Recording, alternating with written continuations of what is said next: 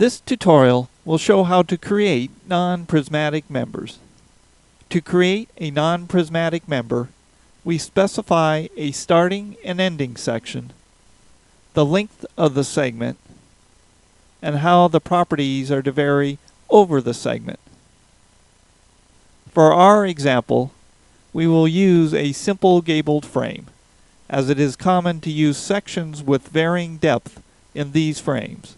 Here, note that all the sections are initially of constant depth, W12 by 26s. If we go to the extruded view option, we can see that the depths do not vary. To create a non-prismatic member, we start by going to the Define Section Properties Frame Sections command, where we have previously defined two sections, a W12 by 26 as shown on the model, and a W21 by 44 section. These are the two sections we will use to define a tapered member. Clicking on the Add New Property button, we scroll down and select Other,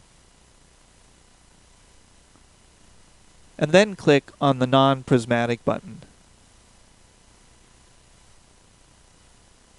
We will name our section Tapered. As previously mentioned, we need to specify starting and ending sections for our tapered member, and in our case, the starting section will be the W12 by 26, and the ending section will be the W21 by 44. We will specify a segment length of 1 with a length type of variable. This means that these two sections are located at the very ends of the member. In this case, length is a ratio because we have specified a length type of variable.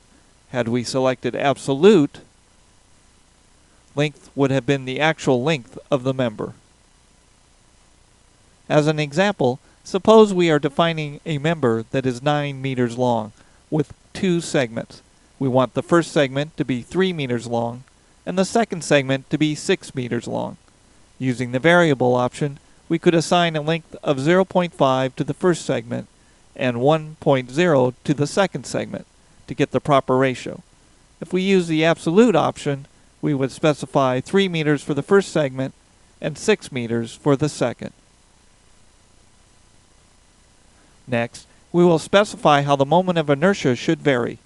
For wide flange type sections, the moment of inertia typically varies in the major direction as the square of the depth, so we will select parabolic. In the minor direction, only the width is varying, so we will select linear.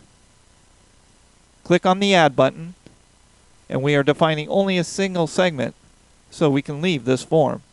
However, note that if only a single segment is defined, the variation is always assumed to be over the entire length of the member, regardless of what is specified for the length. Note that the tapered section has been added. Next, we will turn off the extruded view and show the local axes of the members.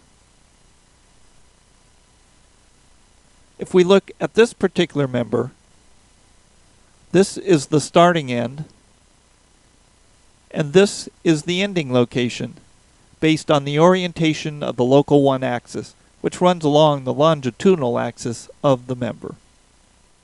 Now we will assign the tapered section to all of the frame objects.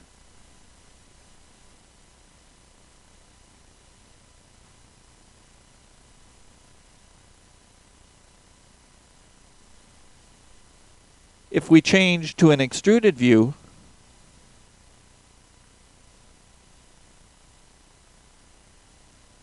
we can see that the members are all now tapered, with the variation in depth following the orientation of the local 1 axis. Next, we will add a second segment to the non-prismatic section. We will modify our previously defined tapered section.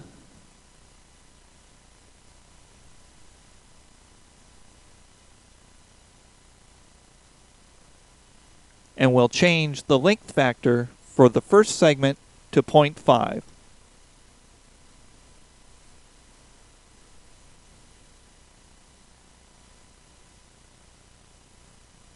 We will define a second segment that starts with the W21 and ends with the W12, also with a length factor of 0.5.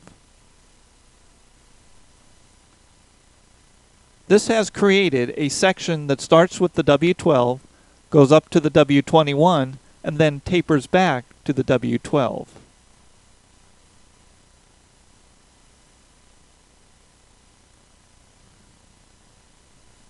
When we update the drawing, we can see this taper in the members. A 3D view shows the flanges of the members.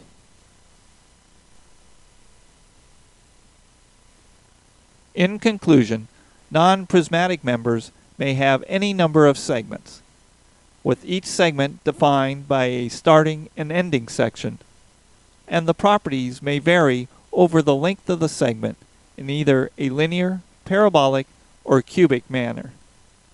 This ends this tutorial on non-prismatic members.